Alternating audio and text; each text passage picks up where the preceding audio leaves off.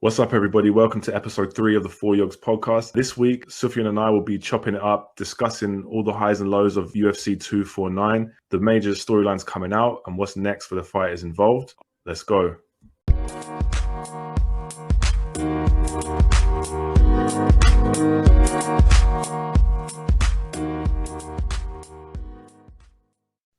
Yes, Lewis, we're back again. Obviously, following this last weekend's UFC 249 card, we thought we'd have a chat about the fights and cover some of the big stories coming out of this weekend's event. How do you feel about it as a whole? I am still recovering from that card. That was insane. I didn't realize how much I missed the excitement of a fight night and the feeling of nervousness and anxiety around watching some of my favorite fighters put it all on the line. But yeah, man, there's so much to talk about coming out of that. I know we were communicating throughout the night, but it's good to be able to really dissect it after having had a couple of days to let it sink in. Yeah, I completely agree with you. I mean, the matchmakers did a tremendous job with this one. Pretty much all of the fights were entertaining and crowd pleasing.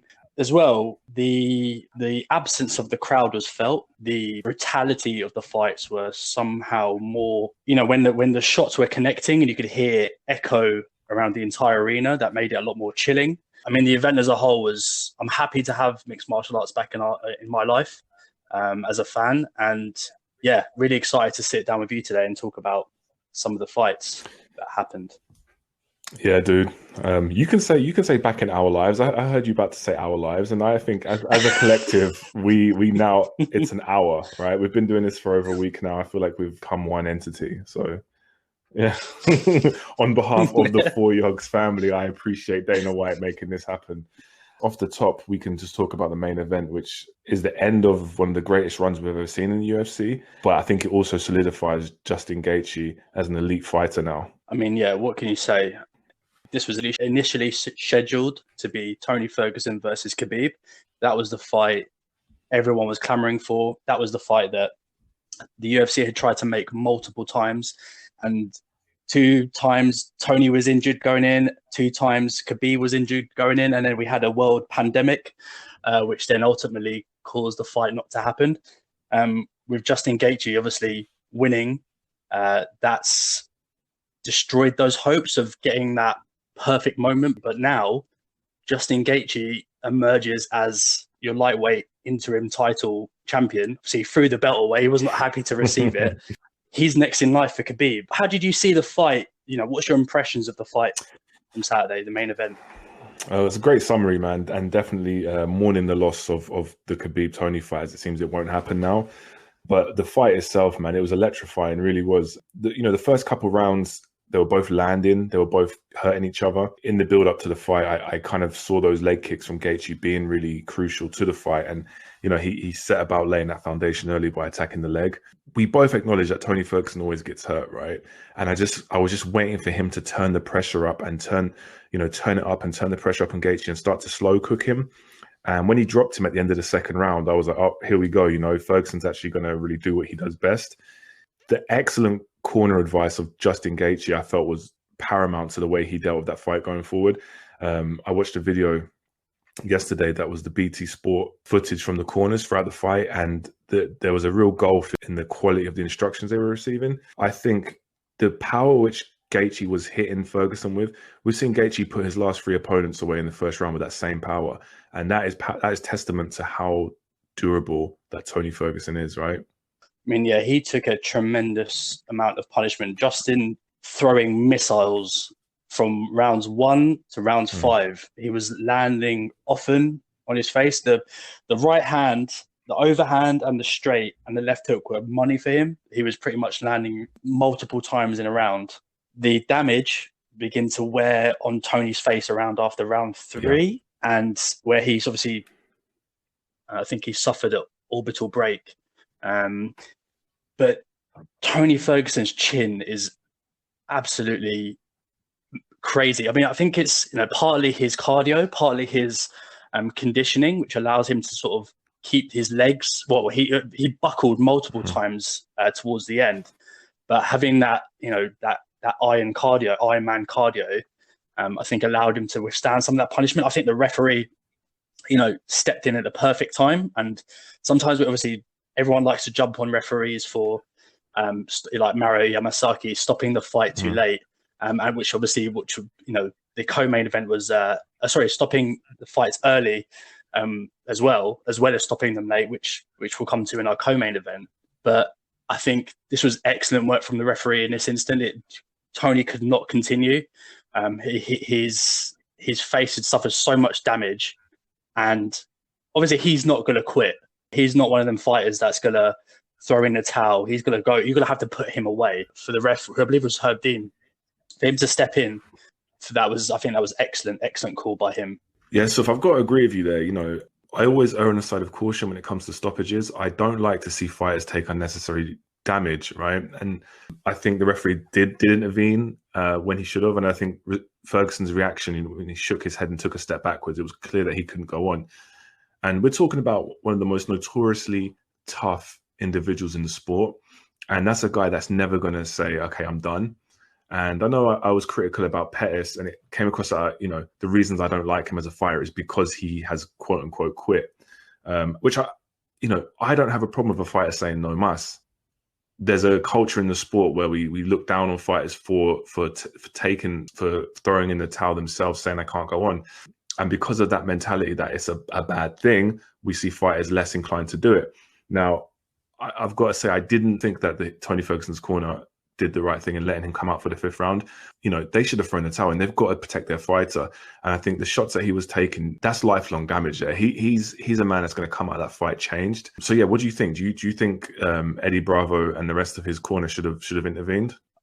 Yeah, I do. I think there's a case to 100%. You could say that his corner could have done a bit more of their due diligence and stepped in, because ultimately fighters in general, but particularly a fighter like Tony Ferguson with his sort of DNA, he's not going to want to give up. And at that stage, it's up to the referee, and it's also up to the corner to make sure that that fighter is still able to, they have a chance at the end of the day.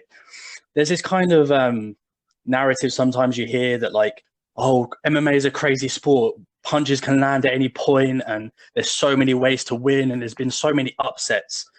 Or so many comeback performances, that there's a kind of belief system in place in MMA where people believe that, well, let's let the fight go on because could lead to a win for the party that's sustaining damage, which I don't think is necessarily a smart move. I mean, we're fortunate in MMA that we've yet to see a death inside the UFC, and I don't want this to get morbid, but where this has been seen in boxing, where fighters have sustained massive damage and sadly passed away either in the ring or after the fight because of the damage they received in that bout. That's led to a lot more corners taking the initiative to stop fights when they've seen their fighters are taking too much damage. I'm hoping that's something we can see in MMA in the future until the pay structure in the UFC is less reliant on fighters winning. Then that's ultimately that's why we have this culture cultivated where we let fights go on sometimes longer than we need them to. Yeah, dude. And I think so for those that don't know, the UFC, the vast majority of fighters in the UFC, their contracts stipulate they have an amount paid for showing and an amount paid for winning. So, you might make 50,000 for showing and another 50,000 for winning. So obviously that incentivizes the cornerman to let the fighters go on, because as you said, the belief is that you can win at any time. And obviously the extra 50% on the pay packet is 50% more for the fighter, but it's also more for the cornerman as well. So they're not incentivized to throw the towel in. And I do think that's something that we really have to look at and ask if that's actually in the fighter's best interest. Obviously, we've talked a lot about the stoppage, but Justin Gaethje, he's now your interim title holder at lightweight. He's the guy who's going to be challenging Khabib next, at least on paper. How do you see that fight going? Do you think Justin has any chance against Khabib, or what's your thoughts going into that? So much was made of Ferguson's chance at beating Khabib. At risk of sounding like revisionist history, I actually think Gaethje has more of a chance of beating Khabib after seeing that fight. And, we've spoken about the lack of Justin Gaethje's use of his wrestling credentials, but after what we've seen from Gaethje, I don't think Khabib's going to try and stand with him, right? Let's be honest. We didn't learn too much in that fight about Gaethje's ability to stop takedowns, but I just think the momentum that he's riding at the moment and his sense of self-belief going into that fight, he's going to put everything on the line. it's a problem for Khabib, and I don't know if Khabib's fought anyone that's going to bring that level of intensity to a fight. I'd still make Khabib the favorite based on the fact we've never seen him lose a round or never seen him lose a fight. But I'm looking forward to it, dude. I haven't had a chance to really think about the intricacies, the technical intricacies. I believe Gaethje has the tools to get the job done. How about you, Souph? What do you think this looks like? You're right. There's going to be the slight possibility of recency bias. You've seen Justin Gaethje just absolutely demolish Tony Ferguson, has an absolute signature performance. So I'm willing to accept that I might be feeling Gaethje now, just thinking, oh, wow, okay, maybe he's got a chance against Khabib. I mean, I haven't had I haven't had an opportunity to think about how I see that fight going, but I tend to agree with you. I think if Justin can get his wrestling defense, because we talked about it in the last episode, 0 takedown shot, and he's almost the complete opposite to Khabib, basically. So he just wants to just stand up and strike and drown his opponents in the striking realm, as opposed to Khabib wanting to drown his opponents in the wrestle grappling world. So that is whereas we saw sort of Tony Ferguson, he did that as well, but he was also willing to accommodate some of the grappling exchanges, where it's kind of seen that Justin has kind of veered off from that entirely in his UFC career, and he's just looking to land bombs on your face and put you away. So we talked earlier in the chat about late and early stoppages. Obviously, in the co-main event between Henry Cejudo and Dominick Cruz, that resulted in a kind of, some people believe it was an early stoppage. How did you see that? Did you think the fight was stopped early? And what do you think about Cruz's comments after the fight about referee Keith Peterson about being drunk, potentially, and the smelling of cigarettes and alcohol? I really took that one bad. And going into the card, we both spoke about how the co-main and the main event were fights we really felt invested in because the way we felt about Cruz and Ferguson respectively. And seeing the fight end like that, it hurt me, man. I really had high hopes for Cruz. And, Cejudo went in there with a great game plan and seemed to really obviously control the first round. But I'm a big believer that Cruz takes, a round and a half to read his opponent, work his setups, right? And we were talking at the time, we were saying he's working to set the uppercut up, right? We were discussing that. They had the clash of heads and I was like, okay, great. I think Cruz is going to really start to take over a little bit. And sure enough, he went in for the uppercut that he'd been setting up, and Cejudo read the uppercut and timed that knee to perfection. Obviously, sent Cruz crashing down and ended it with follow-up strikes. Now, my heart says, no way, that shouldn't have been a stoppage. Gives Cruz a chance. It's a title fight. But I don't think it was as egregious as the response that we'd seen on social media. Now, I can completely understand Cruz feeling aggrieved by the situation. For a guy that is as articulate as Cruz is, he is savage when he wants to be, right? We've seen it with Dillashaw. We've seen it with Garbrandt. He can really... he's got a sharp tongue, and I think his comments about the referee, I think you keep a level of respect for the officials, just for the good of the sport. So I think those comments were a bit low of Cruz, but of course he's just lost a title fight after coming back after 4 years. So the upset is completely warranted. What about you? Do you think Triple C was on the end of some dodgy referee in there? Triple C, Henry Cejudo, came out with a phenomenal game plan. He kind of pushed Cruz back towards the black lines, and when he kind of made a read where Cruz angled to the left or to the right, Cejudo read that and absolutely blasted him with a leg kick. And ultimately, you saw the effects of the leg kick straight away. Cruz was stumbling a little bit, trying to find his footwork. I think I don't want the end of the fight to discredit the absolute masterful performance that Cejudo had in that fight. So you have a clash of heads where we see so many times fighters, they get kicked in the groin or they get clash of heads, and it absolutely washes them for the rest of the fight. And they're not the same fighter. They don't come with the same intensity. Literally moments after that head clash, he was still able to remain composed, follow up on that read that he'd already made that Cruz was trying to land the uppercut, and absolutely blast him with a knee. So I think Cejudo had a brilliant performance. Obviously leads us to he announced his retirement after the fight. I know you have some thoughts on that. What do you think about Henry Cejudo's retirement? Just to touch on what you mentioned about kind of discrediting Cejudo's performance. In the last episode, I mentioned how I felt unconvinced about Cejudo based on the way his last few fights have gone. DJ coming to the end of his contract, TJ getting stopped early, and I was like almost taken away from his achievements. And it's so weird that, again, there's so many question marks over the performance just because it might have been an early stoppage. And it's a shame because, look, like you said, he came up with a great game plan and executed and actually showed great tactical ability in that fight. Just to underscore your point, man, we shouldn't take away from what he did because his resume is insane now, right? DJ, TJ, Maurice, and Dominick Cruz. So if he really is walking away with that resume, then he's walking away in a great place. However, listen, I very highly doubt that he's walking away from the sport. I think it's a bargaining chip. I think it's leverage because he's got all the chips right now, right?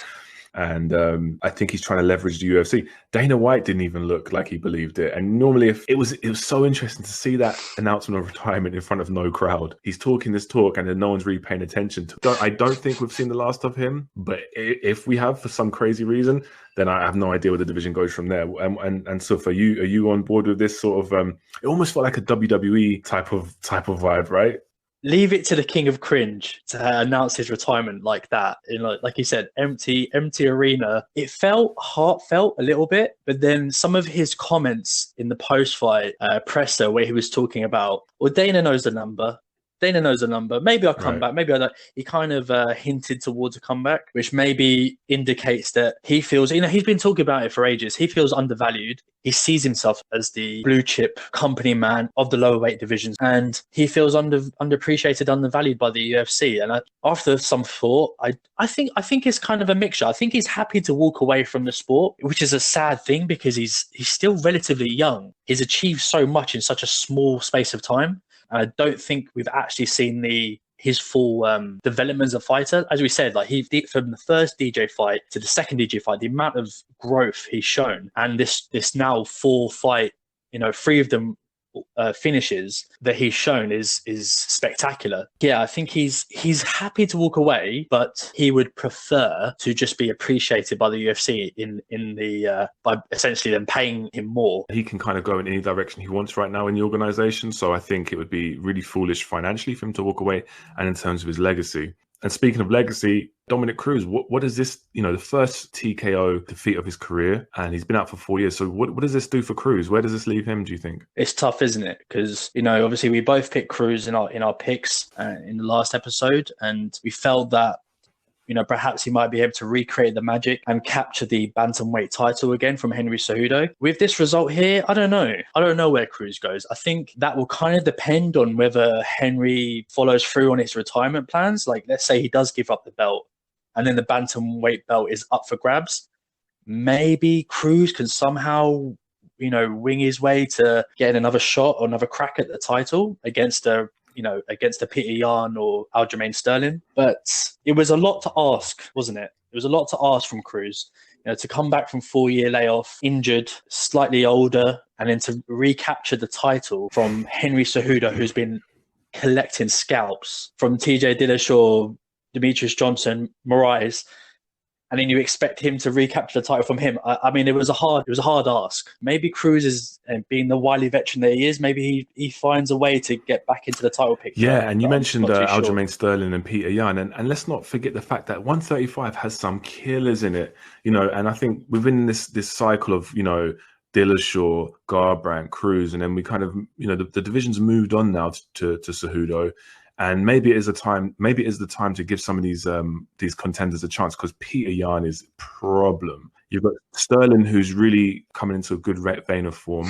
And then we've got guys like Corey Sandhagen, and obviously Aldo was in line for a title shot too, coming down to 135. So, I mean, let's let the division move on. If Cejudo does stick around, I think the future's really bright for 135. So Cruz, stick around, maybe get matched up with Sandhagen, and we can see from there he can get himself back into the title picture, because it's not over for him. I still see that he's got potential to make another run at the belt. Speaking of early stoppages, let's talk about a fight where there was absolutely no question that the fight was over. Francis Ngannou versus Jairzinho Rozenstruik. Sufyan, talk me through how you saw that 20-second brawl. It was an absolute back and forth. No, man, it was that was frightening. Like it was okay. So for those of you who haven't seen it, I encourage you to find the YouTube clip of Francis Ngannou separating Jairzinho Rozenstruik from his consciousness. Like you need to find the video and you need to watch it.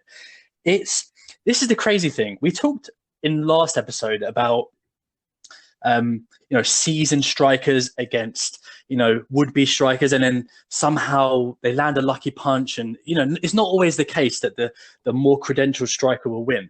Jairzinho Rozenstruik has, I think, is in the ballpark of 80 professional kickboxing fights. He didn't do too much wrong, to be honest. He was backing up, and he had his eyes open the entire time, trying to see what punches Francis was throwing at him. He even went for a leg kick to try and offset him and landed 2 or 3 counters on Francis Ngannou. And still, Ngannou it's the touch of death, really. Like, what his fists are like, the first 3 shots that Ngannou threw, I think if they landed, I actually think Rozenstruik's head would have been separated from his body. But he landed the 3rd hook that he landed. It looked like the weakest shot out of the previous 3, but still absolutely switched off Rozenstruik. And it was frightening, chilling to watch. But, the question I'm asking, first of all, I'll ask you, obviously, what you thought about the performance as well. But then my second question, what does Francis do now? Like, who next? What does he do? So, listen, throw the technique manuals out the window with this guy. Because let's be honest, his approach, for want of a better word, the wild swinging, right? If you're a striking purist, you look at that and say, well, that's all wrong. He's throwing big looping punches. I'm going to throw a old school reference in there. But if you remember the golden gun from the N64 007 game, 1 shot, 1 kill, that is Ngannou, man. He touches you, you're gone, right? And man, listen, like you said, Jairzinho landed some counters on the inside as Ngannou was swinging, but he just walked straight through it. I don't know where this man goes. Like he said, listen, the scariest thing about that fight wasn't the way that he destroyed Rozenstruik. It was the manner in which he spoke afterwards, right? He so calm. Joe Rogan asked him if he was surprised Jairzinho called him out. He's like, well, I'm not going to lose our French listeners by doing an accent, but he just said, hey, I was surprised when he called me out because he wasn't ready for someone like me. Point proven, right? The man is sitting there waiting for a title shot, and I know DC sitting ringside does not want that smoke. Even Stipe, who beat him fairly convincingly in their title fight a couple of years ago, you can't look at that and think that looks like a fun matchup because it's high risk, low reward. Because it's not gonna do the numbers of a DC fight or which would be a trilogy for Stipe. So I'd be interested to see what Ngannou's contract looks like, because if you're one championship, do you not break the bank for this guy? If you're another organization, do you not break the bank for that man? Say, come over here and be the baddest man in the world, and we'll pay you a shitload of money, because he'll make people turn the TV on to see him. Because there's nothing. Listen, we talk about heavyweights in the last episode, how sloppy, and we'll get to certain sloppy heavyweights later on in this conversation. But a guy like that, with that physical capacity and that intimidating look, people will break the bank to watch him. And if you're another organization and he's not getting what he wants at the UFC, you've got to really think about trying to get him on board. Because, man, he doesn't seem to be in favor of the organization, and he's the irrefutable number one contender now, right? You're right. He's absolutely a scary proposition for any fighter in the UFC and outside of it. You would think that the UFC would try to do their best to try get him a fight, but I think they're in a bit of between a rock and a hard place with this whole Stipe and DC situation. The organization absolutely, DC is the golden child of the UFC to some respects. Like Dana White does nothing but sing his praises, so he wants to give him the trilogy fight with Stipe, and that's ultimately going to hold up the division for even longer. And it's tough. Like, what do you do with Francis? I mean, you could say maybe give a rematch with Derek Lewis, but then does he want to do that? Does he need to do that? And he did in the post-fight interview talk about contract negotiations and fighting out his contract. So maybe there's motivation for him to, fold a few more UFC fighters up like deck chairs and then be on his merry way to one championship. Who knows? We don't know what's going to happen, but whatever the case is, it's going to be exciting, and I cannot wait for Francis Ngannou to step back. Not much more to say. Simply electrifying, and it really underscores why heavyweight is so adored universally, right? when it's like that, I mean, for 20 seconds, it's like it goes back to the days of Mike Tyson in his prime when he was, ending fights in 15 seconds. And that's what people want to see, that level of destruction. Okay. And it was as we moved down the card, this is a guy that you spoke, really highly about, and your breakdown of the fight and how you saw the fight going. I mean, ultimately, the end of the fight you didn't necessarily get right, but all the technical bits to the fight I think showed themselves, and that's Calvin Kattar. He emerges from that fight with Stephens, I would say definitely one to keep. He put the featherweight division on notice. Kattar, going into the last episode, of all the fights, this is the one I spent the most time analyzing, because I really like Kattar, and I think what he brings technically is really interesting. And I think we did see a lot of those elements that play in the fight. One thing that really, I've seen him drop people. I've seen him, really let go of his hands.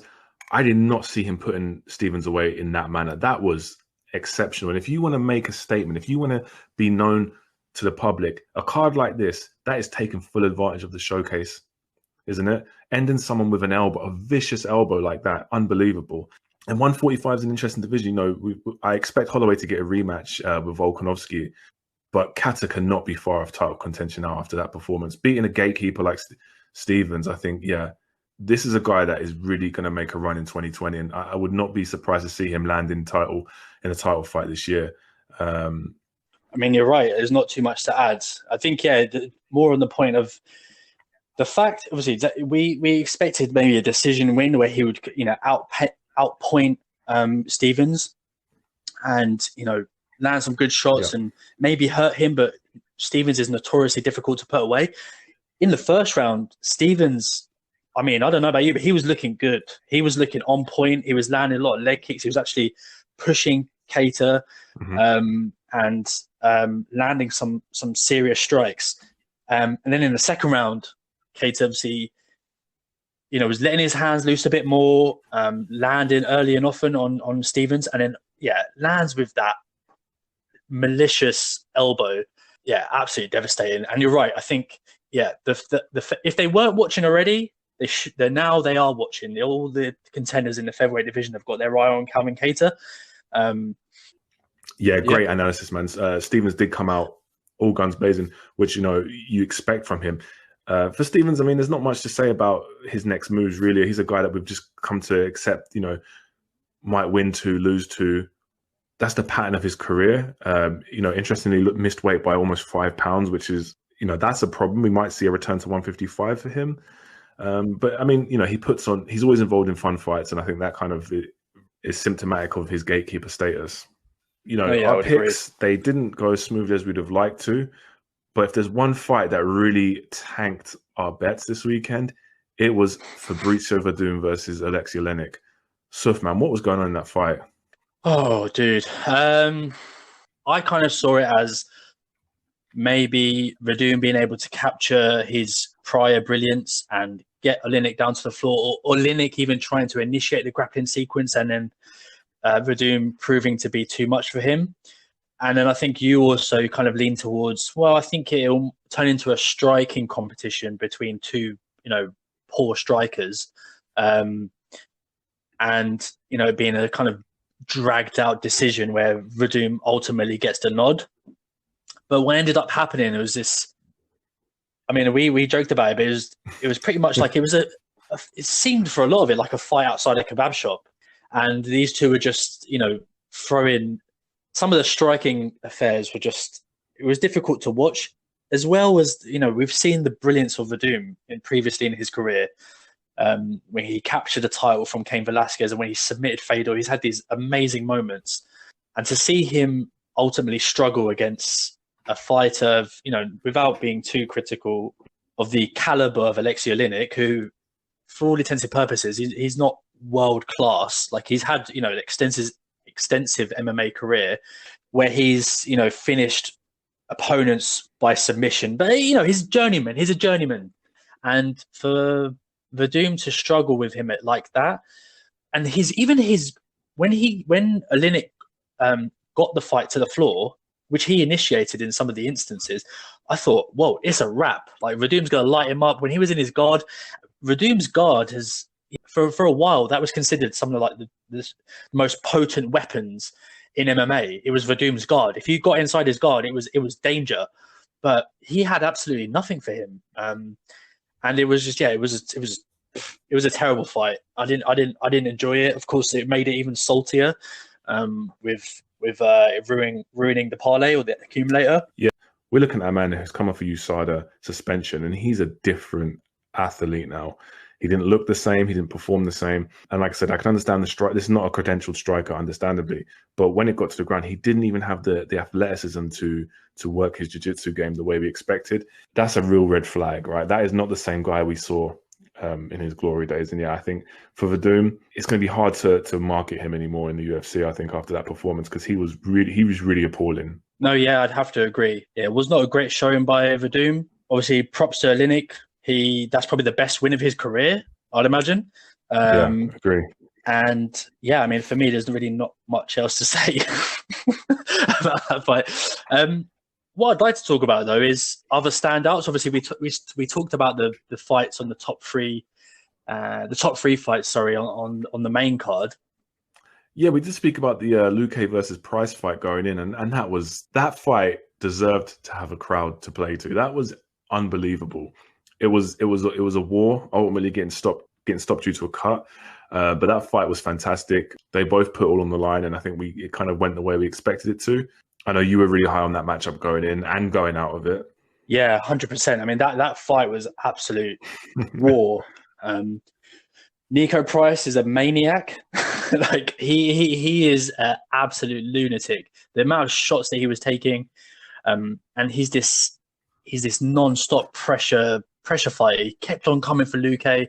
He hurt Luque a few times and it almost got him in a submission attempt. I think it was a DAS. It was a back and forth fight, but ultimately Luque landed this picture perfect left hand kind of looping hook, which completely shattered Price's face. And yeah, it was a crazy performance. I thought it would be, on any other card, that would be fight of the night. Or performance of the night, but it just so happened they shared an event with two savages, Justin Gaethje and Tony Ferguson. But I think that fight was 100% deserved of a performance bonus. For me, the kind of standout outside of the fights that we've already discussed, he's not a fighter, but he's a manager. It's Ali Abdelaziz. Like Ali Abdelaziz. He manages Justin Gaethje and he manages Henry Cejudo. He manages Khabib Nurmagomedov. He's laughing to the bank. I bet when Justin won that fight, he was literally rubbing his hands with glee, and he was just like, "Man, I'm not my favorite guy in the sport." What do you think? I don't think I'm not bringing any hot takes with that. He's definitely a polarizing character. But man, the stable of fighters he's got right now, yeah, it's he like you said, he's laughing all the way to the bank, man. Because a title fight between Khabib and Gaethje now, I mean, that's a win-win for him.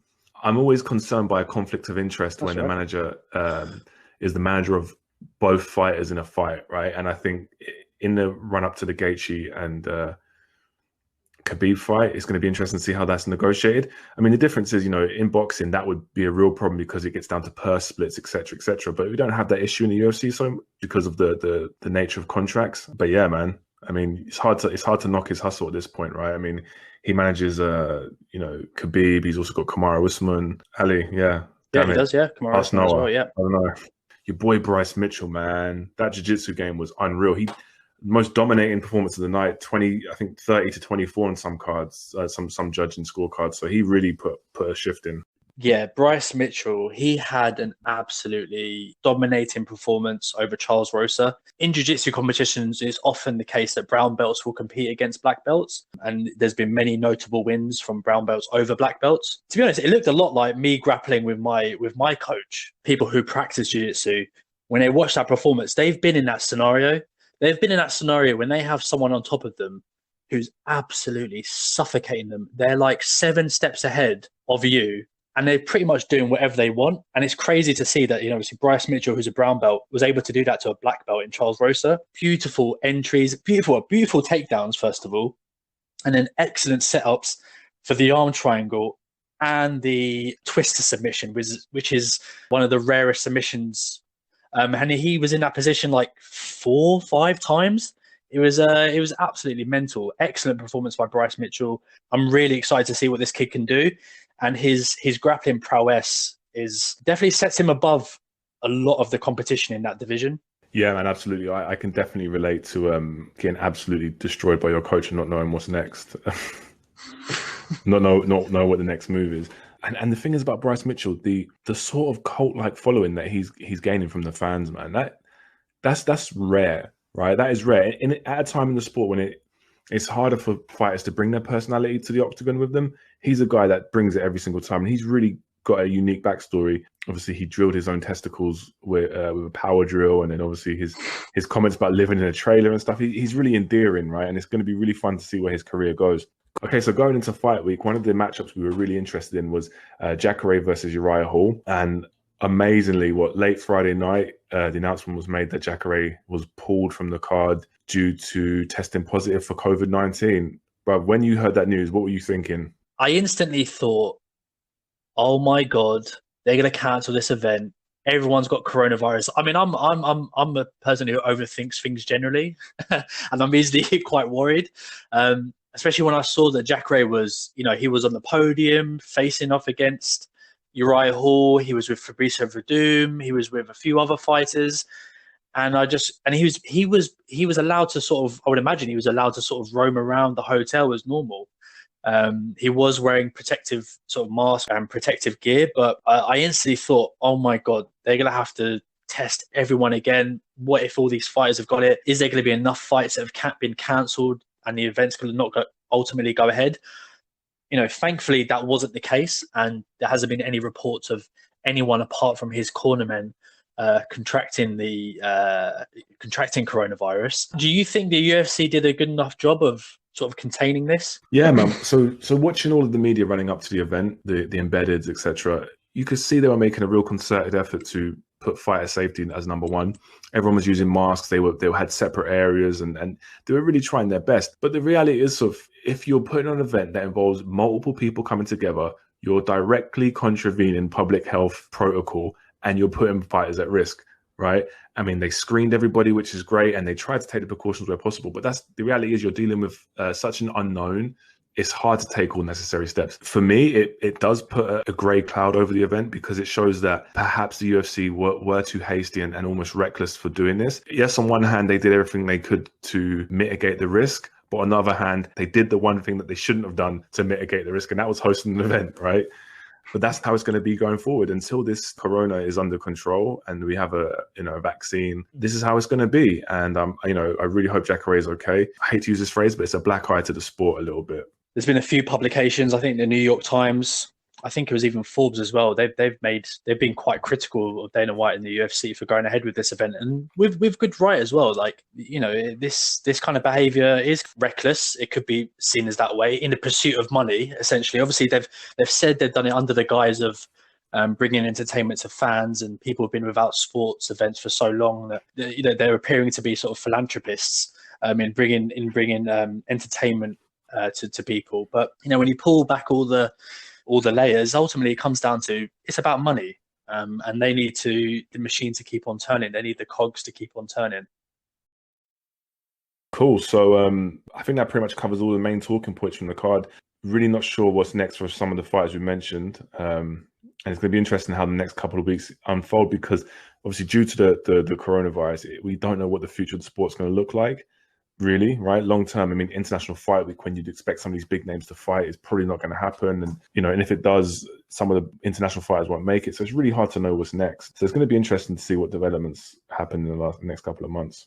Yeah, I'd agree. I mean, UFC have been bold the entire time in trying to deliver events to fans. Ultimately, they've got to keep the money machine going. They've got to keep revenue coming in, and ultimately, they have fighter contracts that they need to satisfy. The UFC are beholden to these contracts where they need to get fighters fighting throughout the year in the contract term.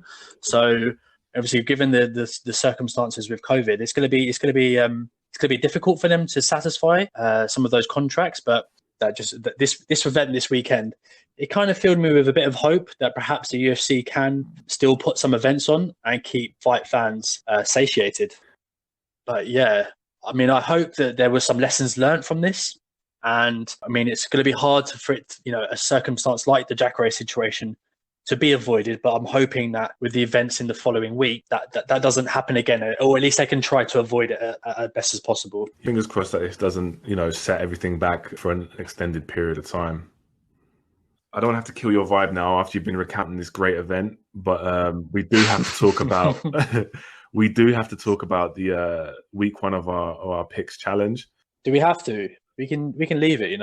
It's fine. Yeah, but also, funnily enough, I've had a lot of listeners reach out to me and say that they were captivated most by this segment of the show.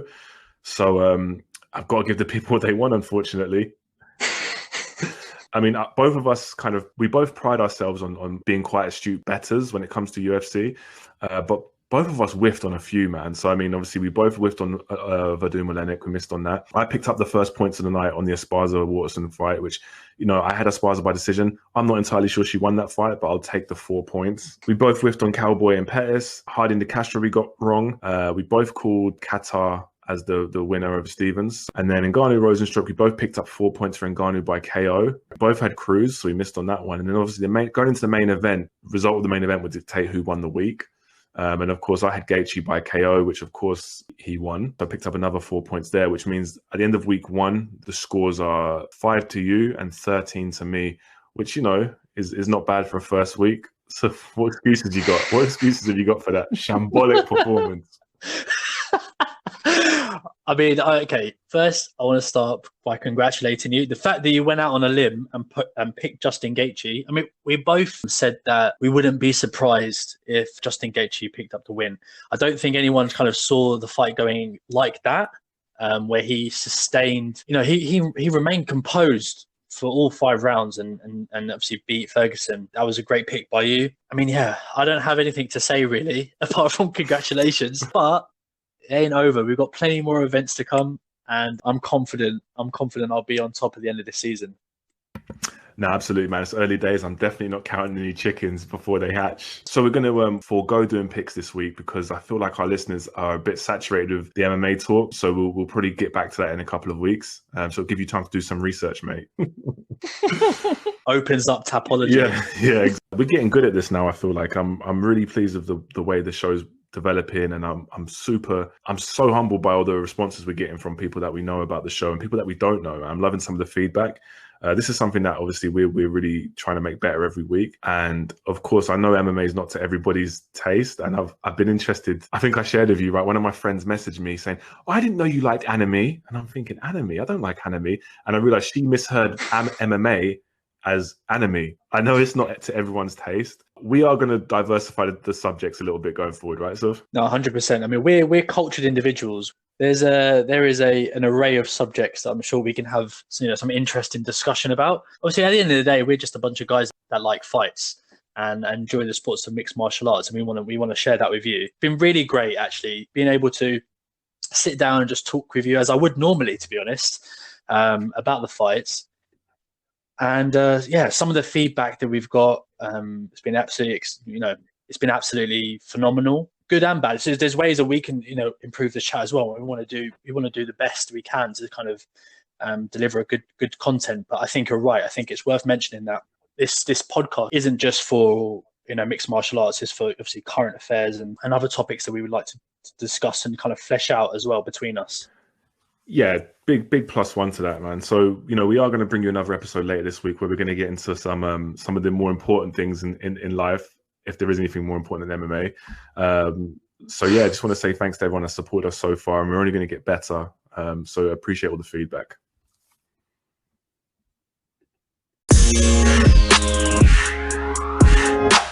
What's up, 4Yogz family? I just wanted to say a quick thank you for tuning in to the 3rd episode of the 4Yogz podcast. I think I can speak for both Lewis and I when I say that we appreciate your listenership and the support that you've shown on social media. Make sure you keep an eye out for when we release episode 4 this week. And until then, this has been Souph from the UK. And me, Lewis, in California. And from the both of us, stay safe and see you next time.